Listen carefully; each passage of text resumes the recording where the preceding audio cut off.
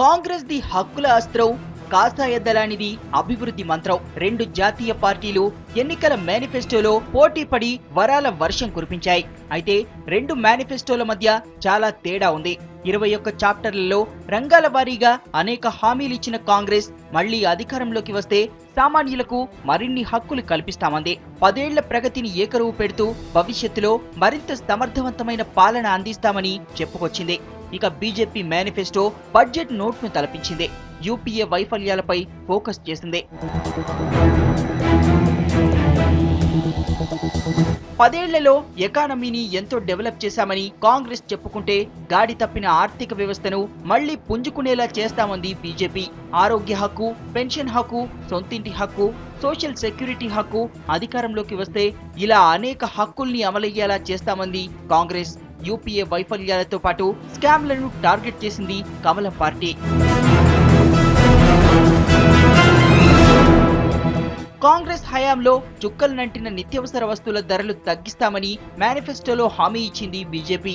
సరుకుల నిల్వతో పాటు వ్యాపారాలు విస్తరించేందుకు స్పెషల్ కోర్టులు ఏర్పాటు చేస్తామంది. దేశవ్యాప్తంగా ఒకే రకమైన వ్యవసాయ మార్కెట్ ఉండేలా చర్యలు తీసుకుంటామని వివరించింది. ఉద్యోగాలపైన స్పెషల్ ఫోకస్ పెట్టింది బీజేపీ.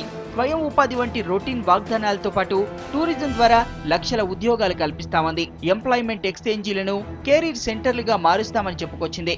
10 కోట్ల మందికి ఉపాధి కల్పించే పథకాలు ప్రవేశపెడతామని మేనిఫెస్టోలో వివరించింది కాంగ్రెస్.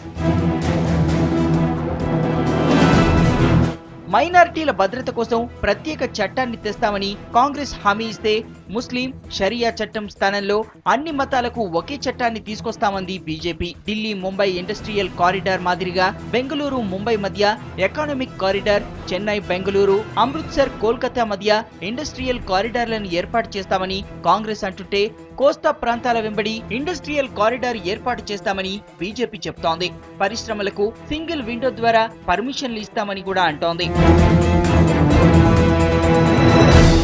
పళ్ళు, కూరగాయల రవాణాకు స్పెషల్ రైళ్లను ఏర్పాటు చేస్తామని బీజేపీ చెబితే, 10 లక్షల జనాభా దాటిన ప్రతి సిటీకి హై స్పీడ్ రైళ్లు నడిపిస్తామంటోంది కాంగ్రెస్. విదేశీ బ్యాంకుల్లోని బ్లాక్ మనీని దేశానికి తెస్తామని, అవినీతికి ఆస్కారం లేని పాలన అందిస్తామని బీజేపీ హామీ ఇచ్చింది.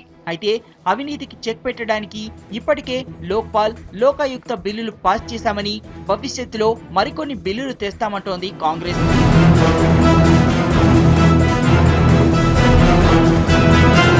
అన్ని కులాల పేదలకు రిజర్వేషన్లు ఇచ్చేందుకు ప్రయత్నం చేస్తామని మేనిఫెస్టోలో కాంగ్రెస్ హామీ ఇవ్వగా, న్యాయ వ్యవస్థలో మార్పులు తెస్తామంటోంది బీజేపీ. 100 అర్బన్ క్లస్టర్లు ఏర్పాటు చేస్తామని కాంగ్రెస్ చెప్తుంటే, 100 కొత్త సిటీలు డెవలప్ చేస్తామని బీజేపీ ఊరిస్తోంది. అయితే బీజేపీ అభివృద్ధితో పాటు అయోధ్య, కామన్ సివిల్ కోడ్ 370 ఆర్టికల్ను మేనిఫెస్టోలో చేర్చడం వివాదాస్పదమైంది.